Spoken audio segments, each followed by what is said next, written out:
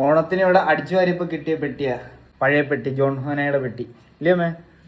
സ്വർണം വല്ലതും ഉണ്ടായിരിക്കുമെന്ന് വിചാരിച്ച് ഞാൻ വലിച്ചങ്ങ് തുറന്നു വെപ്രാളത്തിന്, പക്ഷെ പൊട്ടിപ്പോയി. എന്നുണ്ടേ പൊട്ടിയിരിക്കുക. എന്തെങ്കിലും തുറന്നു നോക്കാം, എന്തായിരിക്കും. എത്ര വർഷം പഴക്കമുണ്ട്? 35 വർഷം പഴക്കമുള്ള പെട്ടി. ഓ, എന്തായിരിക്കും, തുറക്കട്ടെ.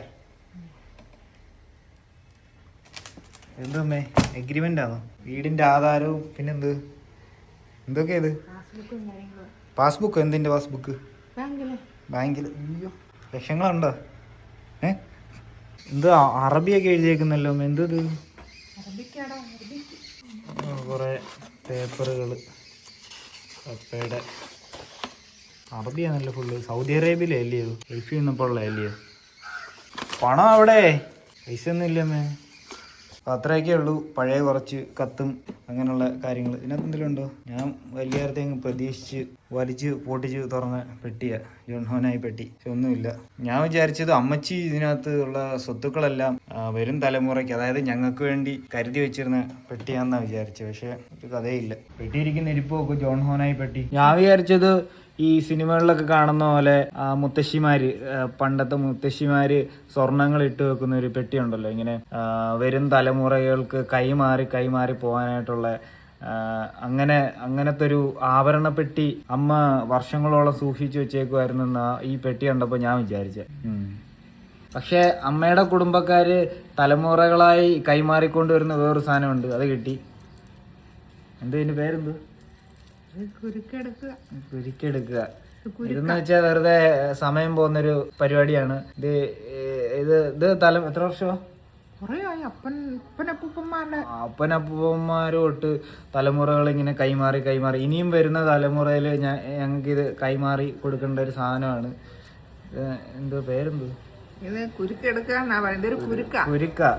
കോനസ്റ്റ് പരിപാടി. എടുക്കണം.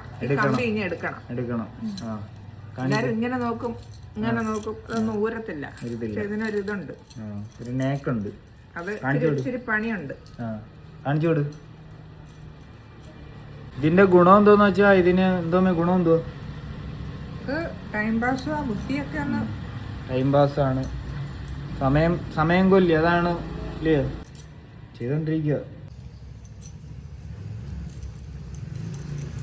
ഇത് അമ്മയുടെ വീട്ടിൽ ഇരിക്കുമായിരുന്നു കേട്ടോ ഈ സാധനം. ഞാൻ അവിടെ കണ്ടപ്പോൾ ഞാൻ വിചാരിച്ചില്ല അച്ചപ്പം ഒക്കെ ഉണ്ടാക്കുന്ന ഒരു അച്ചു പോലത്തെ ഒരു അതിനെന്ത് പറയുന്നത്, ചില്ല് എന്തോ, അച്ചപ്പത്തിന്റെ അച്ചു പോലെ. ഇത് കണ്ടപ്പോൾ എനിക്ക് പെട്ടെന്ന് അങ്ങനെ തോന്നി. അപ്പോൾ ഞാൻ വിചാരിച്ച് അങ്ങനെ എന്തെങ്കിലും പാപ്പം ഉണ്ടാക്കുന്ന എന്തെങ്കിലും സാമഗ്രിയാണെന്നാണ് ഞാൻ വിചാരിച്ചു. പക്ഷെ അവിടുന്ന് പോയി. സമയം എടുക്കും. എത്ര സമയം എടുക്കും? ഓണസാനം എന്തായി?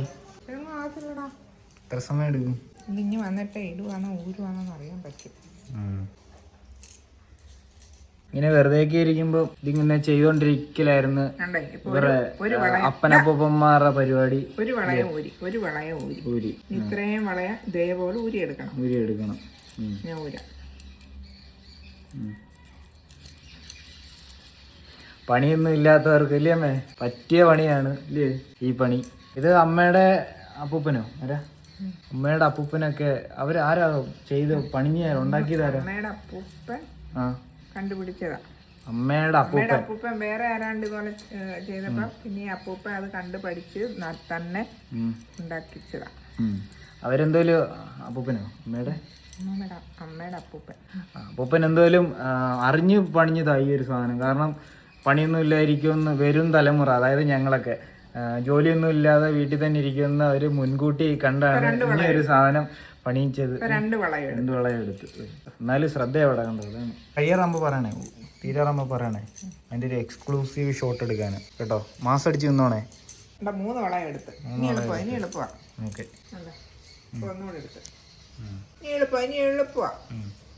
എടുക്കാറാകുമ്പോൾ പറയണേ.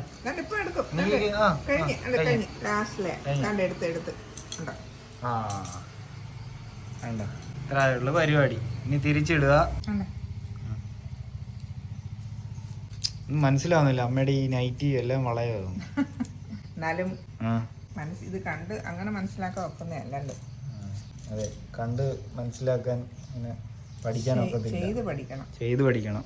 അപ്പൊ അമ്മയ്ക്കും അറിയാം ഇനിയും വരുന്ന തലമുറകൾ ഞങ്ങളെ പോലെ തന്നെ വീട്ടിൽ തന്നെ ഇരിക്കും ഇങ്ങനെ പണിയൊന്നുമില്ലാതെ. അപ്പം അത് അമ്മ മുൻകൂട്ടി ചിന്തിച്ചുകൊണ്ടാണ് ഇപ്പം ഇത് അമ്മയുടെ വീട്ടിൽ നിന്ന് എടുത്തോണ്ട് വന്നത്, അതായത് ഞങ്ങളെ പഠിപ്പിക്കാനായിട്ട്. ഇല്ലയോ? അതില്ലേ അമ്മയുടെ ഉദ്ദേശം? ഇല്ലേ? ഇത് നാളെ ഉണ്ടോന്ന് ഇനി ഇന്ന് വരുമ്പോ അറിയാം.